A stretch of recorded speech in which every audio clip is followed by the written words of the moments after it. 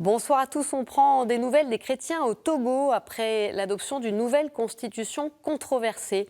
Un changement qui a suscité l'inquiétude des évêques du Togo. À quoi sont appelés les chrétiens? Quel est aussi le visage de la jeune église du Togo? Un grenier des vocations selon le pape François. On va en parler avec notre invité, le père Joël Torso, prêtre togolais du diocèse d'Anéo. Mais pour commencer, quelques éléments à retenir.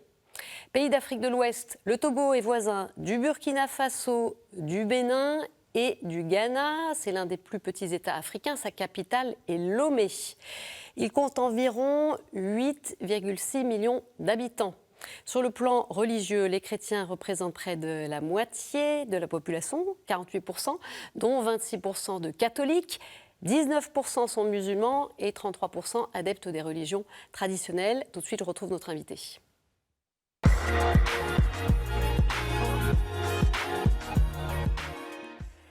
Père Joël Torso, bonsoir, merci d'être avec nous.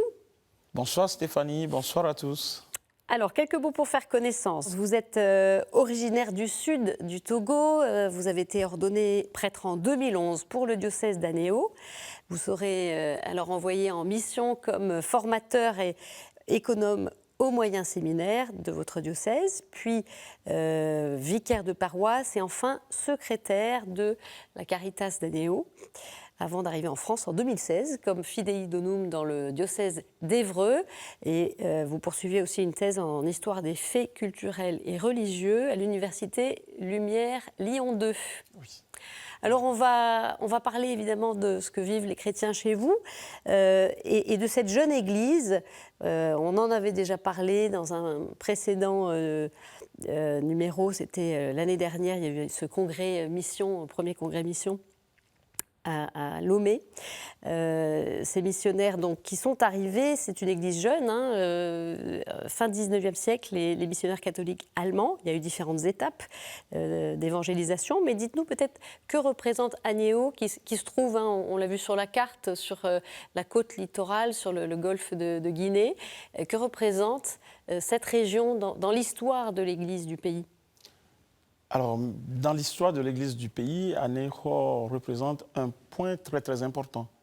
Parce que dès le premier contact avec le christianisme, eh bien, cette région qui se situe entre, d'une part, l'océan et le lac, a été visitée par des missionnaires qui venaient du Dahomey et qui traversaient toute la côte en remontant vers Atakpamé et jusqu'à atteindre la partie septentrionale. Donc, dès les premières heures du contact avec le christianisme, cette région a été en contact direct avec la foi chrétienne. Après, elle a fait partie du grand bloc de l'archidiocèse de Lomé, qui a été érigé en 1955 par le pape Pie XII. Et c'est en 1994 qu'il y a eu un démembrement, donc il y a eu l'érection canonique du diocèse d'Anéo en 1994 avec son premier évêque, Monseigneur Hunake. Voilà. Alors, il y a actuellement 7 diocèses au Togo. Oui, actuellement nous avons 7. Alors, Père Joël Torso, on va revenir sur cette actualité qui a marqué le Togo ces dernières semaines. C'est l'adoption d'une nouvelle constitution qui change le système politique et qui donne pouvoir au Parlement de désigner le président de la République, donc qui ne sera plus élu au suffrage universel direct. Les évêques de la conférence épiscopale du Togo ont exprimé leur inquiétude. Quelle était la teneur de leur message? C'était fin mars, le 26 mars.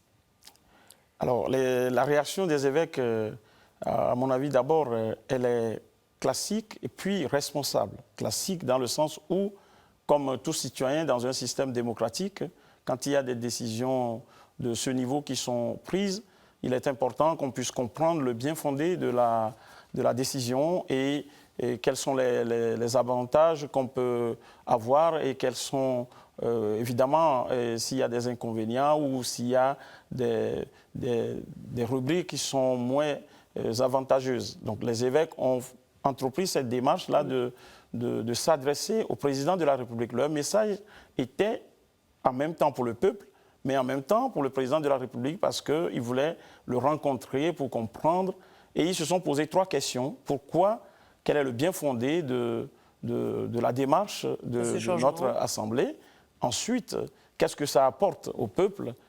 Et troisièmement, est-ce que ce ne serait pas nécessaire de dialoguer avec le peuple, de discuter avec le peuple pour qu'il puisse prendre vraiment une part active aussi à la décision? Donc ils avaient souhaité une audience pour rencontrer le président de la République. A-t-elle été accordée? Alors, je n'ai pas eu de suite, mais dans leur message, c'est clair que la loi a été votée. Et ils ont signifié dans le message qu'ils étaient surpris qu'au moment où ils introduisaient leur audience, eh bien, la loi a été votée par le Parlement. Et effectivement, cette nouvelle constitution a été promulguée depuis. Et justement, le Togo, l'histoire politique qui a connu des soubresauts, il y a ces problèmes de gouvernance. C'est un pays, on disait, qui est majoritairement chrétien. Il est dirigé par des chrétiens. Justement, à quoi sont appelés les chrétiens du Togo? Alors, les chrétiens du Togo sont appelés à vraiment jouer leur rôle de chrétiens. C'est-à-dire prendre la part de la vérité. Notre mission comme chrétiens, c'est d'annoncer le Christ qui s'est donné à nous comme la vérité. Comme il a dit lui-même, je suis le chemin, la vérité et la vie. Donc notre première mission, c'est de prendre la part de la vérité dans toutes les situations, d'évaluer toutes les situations sans parti pris, mais en essayant de voir qu'est-ce qui est vrai et qu'est-ce qui est faux. Et c'est le rôle que les évêques assument à travers leur message, en éveillant les consciences, en interpellant les uns et les autres, en demandant aux chrétiens une prise de conscience pour pouvoir bien juger les situations, les différentes situations qui se présentent à eux. Et ça, c'est notre mission importante. Et la deuxième mission, après sa résurrection, le Christ, il a dit à ses apôtres, la paix soit avec vous. Eh bien, comme chrétiens, nous avons cette mission d'être le symbole, le signe visible de cette paix que nous avons reçue du Christ au milieu de notre monde. Ça veut dire, quelle que soit la situation dans laquelle nous sommes, nous devons œuvrer pour la paix. Et j'ai suivi un peu Monseigneur Bariga, l'archevêque de Lomé, qui parlait aussi en insistant sur la paix, parce qu'on sait qu'après les élections au Togo, il y a toujours eu des soulèvements, des protestations, parfois il y a des manifestations qui dégénèrent, etc. Et on en voit aussi dans d'autres pays, évidemment. Mais le chrétien, la mission que les évêques, l'interpellation que les évêques font à l'endroit des chrétiens, c'est d'être vraiment des hommes et des femmes qui sont pour la partie de la vérité et en même temps aussi pour la paix. Alors qu'attendent les chrétiens aujourd'hui du Togo? C'est un pays qui a des ressources naturelles, mais qui pourtant fait partie des plus pauvres au monde. Voilà, il y a déjà cette forme de paradoxe. Donc il y a des défis pour les chrétiens. Qu'est-ce qu'ils attendent? Alors, dans une de mes homélies la dernière fois, je disais ce que moi je pense que les Togolais attendent, c'est de pouvoir vivre. Ils ne vivent pas aujourd'hui suffisamment? Alors, quand on prend les statistiques, on voit, vous venez de le dire, que le Togo est un pays pauvre. Et étant un pays pauvre, ça sous-entend qu'il y a des difficultés sur certains points. Et donc, ceux qui ont la responsabilité de gérer la chose publique au nom du peuple, ils sont interpellés aussi à travers leurs efforts quotidiens pour que le peuple puisse progressivement avoir tout ce qu'il faut pour pouvoir vivre. De quoi manquent-ils aujourd'hui les Togolais? De beaucoup de choses. Il y a, comme beaucoup d'autres pays en Afrique, je crois, il y a manque au niveau des soins de santé. Il y a manque, par exemple, maintenant, il y a des efforts qui sont faits par l'Église et aussi par le pouvoir en place, mais il y a toujours un manque au niveau de l'eau, assainissement. Bon, il y a un manque aussi parfois au niveau même de la réussite d'un projet qu'on entreprend, etc. Parce qu'aujourd'hui, on fait face à la vie chère partout, on fait face à certaines situations qui ne favorisent pas l'élan économique. Et donc tout ça, ça fragilise encore davantage une population qui, comme vous venez de le dire, se classe parmi les pays pauvres. Et donc les Togolais espèrent quand même avoir beaucoup plus de soutien les uns des autres et en même temps du pouvoir politique, en même temps aussi de l'Église, pour sortir de cette situation de précarité. Qu'est-ce qui pourrait favoriser justement cette progression, cette sortie de la pauvreté, de la précarité? Je pense que d'abord, il faut que ceux qui sont les dirigeants, c'est-à-dire des deux côtés, que ce soit de l'Église ou que ce soit nous-mêmes, que nous prenions conscience déjà de d'où vient le problème. Il faut prendre conscience de la source du problème. Et après avoir pris conscience de la source du problème, maintenant évaluer les solutions éventuelles. Et les solutions éventuelles doivent venir des uns et des autres aussi. Des uns et des autres aussi. Alors, à mon avis, l'Église s'investit pour aider la population et le pouvoir politique aussi. Mais moi, je pense qu'il faut une prise de conscience. Des chrétiens aussi? Des chrétiens aussi, de tout le monde, que ce soit musulmans, chrétiens, religions, adeptes de la religion traditionnelle, que nous puissions prendre conscience des difficultés que nous avons. Ce n'est pas toujours le cas. Parfois, ce n'est pas le cas. Parfois, ce n'est pas le cas. Et une fois une prise de conscience bien faite, et maintenant, discuter ensemble des solutions que nous pouvons apporter à ces difficultés que nous avons. Et ça, c'est très important, à mon avis. Ça me paraît important qu'on puisse discuter ensemble des solutions. Alors justement, vous parliez de cet engagement de l'Église, notamment concernant l'eau, puisque l'eau, elle ne manque pas au Togo, elle est riche en ressources hydriques, cette nation, ces ressources qui sont souvent mal gérées et polluées. Alors comment l'Église sensibilise et forme les populations? Les explications de Yava Véronique Ouko, animatrice du projet Eau et assainissement de Caritas Anéo. Ils ne comprennent pas que ces maladies proviennent de ces eaux souillées qu'ils utilisent. Donc notre action, c'est de les amener d'abord à comprendre que ces eaux qu'ils utilisent sont source de maladies et ensuite de leur proposer l'aide de l'OCDI à leur mettre en place des points d'eau potable. Aujourd'hui, je constate qu'il y a vraiment un changement de mentalité, ce qui fait qu'eux-mêmes maintenant viennent à nous. Ils viennent à nous. Et les localités qui n'ont pas encore bénéficié de ce projet, ayant appris du projet, auprès d'autres localités, ils viennent maintenant à nous pour solliciter l'aide de l'OCDI. Je dirais qu'il y a plusieurs localités qui nous ont abordés pour nous dire, voilà, avec votre action, nous avions constaté que le mal dont nous souffrions dans le temps, la biliarsose, n'existe plus. Cette maladie a disparu. On est toujours avec le père Joël Torceau pour parler du Togo. Père Joël Torceau, on l'entendait, et voilà, c'est encourageant, c'est-à-dire qu'il y a une sensibilisation de la population sur l'usage de l'eau, c'est en train d'évoluer, ça vous donne des raisons d'espérer aussi? Oui, ça me donne raison d'espérer parce que moi-même j'ai été secrétaire général de la Caritas diocèse d'Anéro pendant 2 ans avant de partir en France. Et ce qu'elle vient de dire est juste.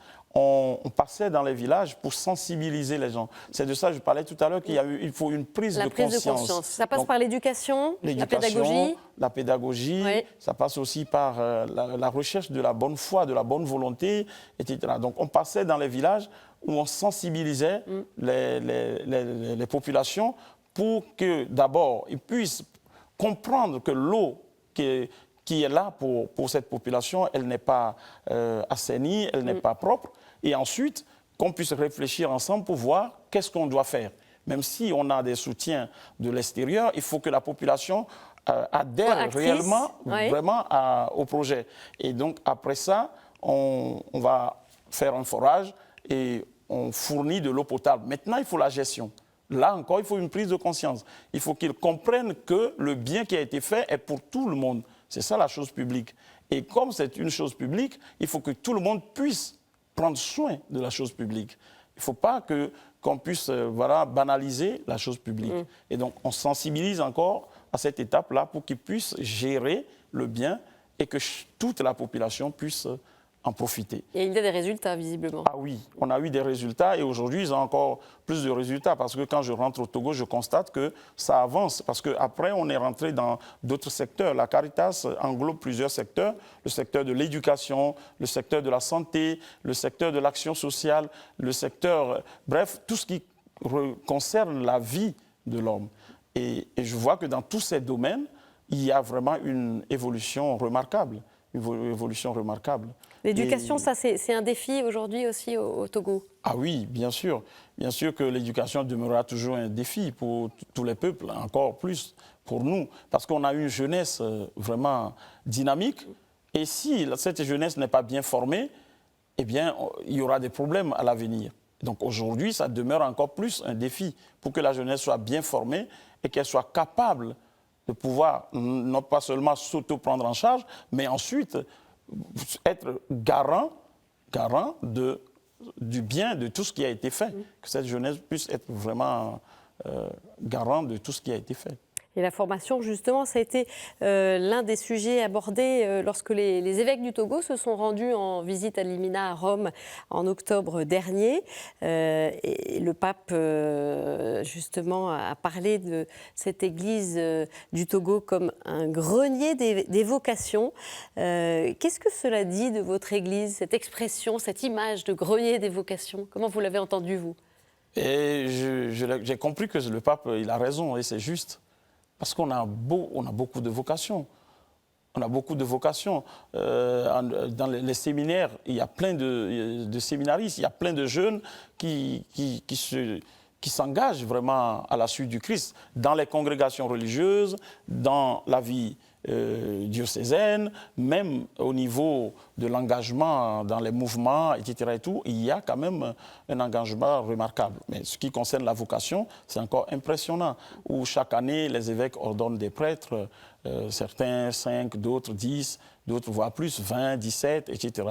Donc il a raison de dire que c'est un grenier de vocation. Alors, et le pape, on en revient à la question de la formation, a justement soulevé ce défi de la formation, notamment des séminaristes, et justement, comment former et accompagner ces jeunes séminaristes pour correspondre aux besoins de la mission. Vous en savez quelque chose, parce que vous avez été formateur. Oui. Qu'est-ce que vous voyez comme point d'attention? Alors, le point d'attention que je trouve, c'est qu'aujourd'hui, pour former un prêtre, il faut qu'il soit au courant de comment évolue le monde. Parce qu'après, il sera envoyé dans le monde. Donc, dans cette formation, c'est ce qui s'inscrit dans la dimension humaine de la formation. La dimension spirituelle, on la reçoit, évidemment, mais ce côté de dimension humaine, il faut vraiment que ce prêtre soit ouvert à la réalité du monde dans lequel il sera envoyé après sa formation. Dans le séminaire, on est dans une maison, le séminaire c'est ça, on est dans une maison et tout, mais ça ne veut pas dire qu'il faut être coupé de la réalité du monde dans lequel on va être envoyé. Et moi je pense que dans la formation aujourd'hui, il faut que les formateurs soient attentifs, à mon avis, à cet aspect très important, de ce contact avec la réalité du monde. Se pose aussi la question plus largement de la formation des formateurs, des laïcs également. Oui. Ça, c'est aussi un défi. On parlait de l'engagement des chrétiens dans la société. Il faut des chrétiens qui soient bien formés pour s'engager de manière vertueuse dans la société togolaise. Oui, je pense que les premiers missionnaires qui sont arrivés au Togo, s'ils étaient en vie aujourd'hui, ils devaient s'en réjouir. Parce que le constat est clair qu'aujourd'hui, les évêques, avec les prêtres, leurs collaborateurs, tout, ils se donnent quand même pour que le peuple soit bien formé.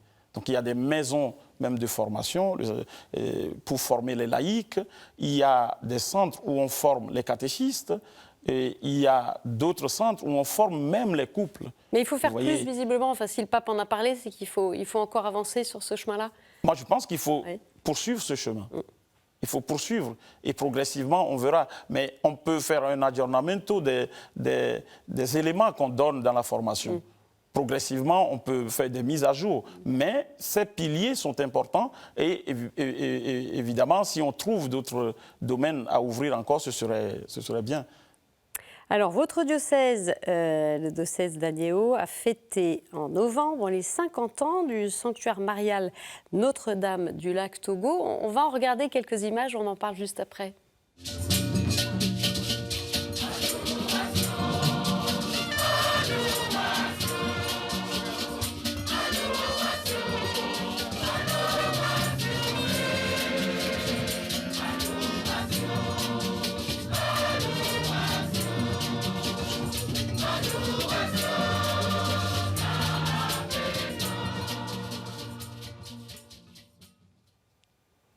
Alors, Père Joël Torceau, que représente ce sanctuaire Notre-Dame du lac Togo pour les Togolais et en particulier dans votre région?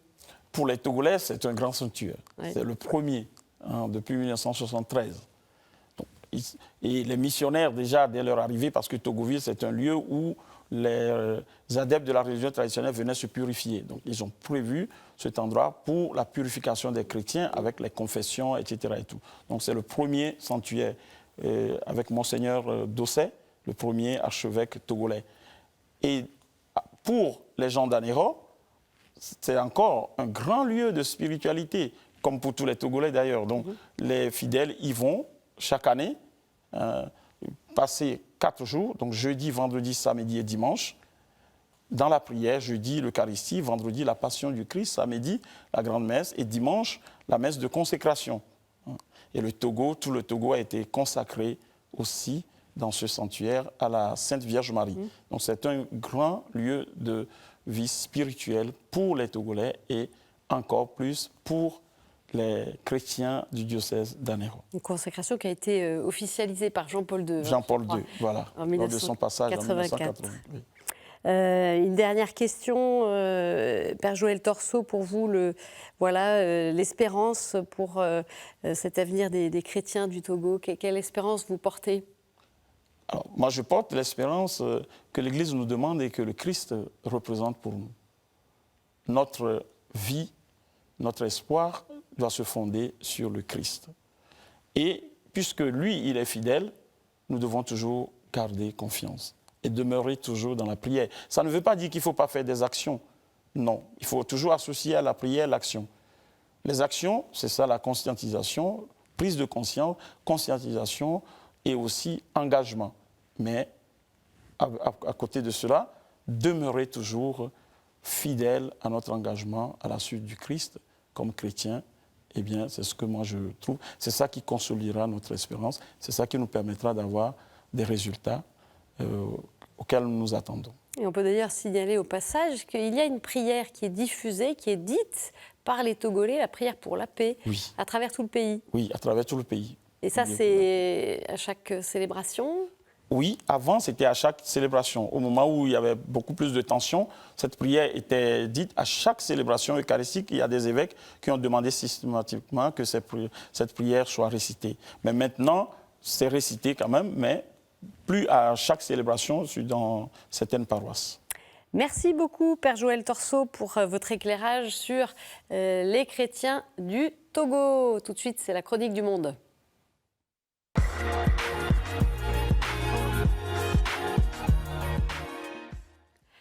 Et on retrouve Amélie Martineau-Lavallée, journaliste pour la Web TV de l'Église catholique de Québec. Du 28 avril au 12 mai, c'est la quinzaine des fondateurs et des fondatrices de l'Église du Canada. Une neuvaine, c'est bien. Une quinzaine, c'est encore mieux puisque ça donne 2 semaines d'activités inédites pour découvrir ou redécouvrir Sainte Marie de l'Incarnation, la bienheureuse Marie-Catherine de Saint-Augustin, notre premier évêque Saint-François de Laval et bien sûr les saints martyrs canadiens, tous des personnages, des personnes qui ont vraiment, de par leur exemple et par leur foi, bâti l'Église d'aujourd'hui, mais aussi la société. Pour rencontrer ces géants et ces géantes de notre histoire, dans le Vieux-Québec, dans l'écrin du Vieux-Québec, il y a différentes options qui s'offrent à toute la population. Alors, il y a des visites guidées, costumées, il y a une conférence théâtrale, il y a une nuit des églises qui permet de rentrer à l'intérieur de la chapelle historique des Augustines, des Ursulines, de la cathédrale Notre-Dame de Québec à la lueur des chandelles. Il y a aussi, bien sûr, de nouvelles expositions qui ont été lancées. Bref, il y en a pour tous les goûts. En plus, c'est possible aussi de participer aux fêtes liturgiques puisque le 30 avril, c'était la fête de Marie Marie de l'Incarnation. Le 6 mai, la fête de Saint-François de Laval. Le 8 mai, la fête de la bienheureuse Marie-Catherine de Saint-Augustin. Il ne nous manque que les saints et martyrs canadiens, mais eux, c'est à l'automne. Il va falloir attendre un peu. Le délai est un peu court pour que vous puissiez sauter dans l'avion et venir participer à toutes ces activités. Mais ça vous inspire, ça vous intéresse de découvrir, de venir marcher, de faire un pèlerinage sur les pas des fondateurs et fondatrices de l'Église du Canada, eh bien, sachez que c'est disponible toute l'année. Contactez l'équipe de pèlerinagequebec.ca. Merci Amélie, voilà, c'est la fin de cette édition. Vous pouvez la retrouver sur notre site et nos réseaux sociaux. Je vous souhaite, quant à moi, une très belle fête de l'Ascension. À la semaine prochaine. Au revoir.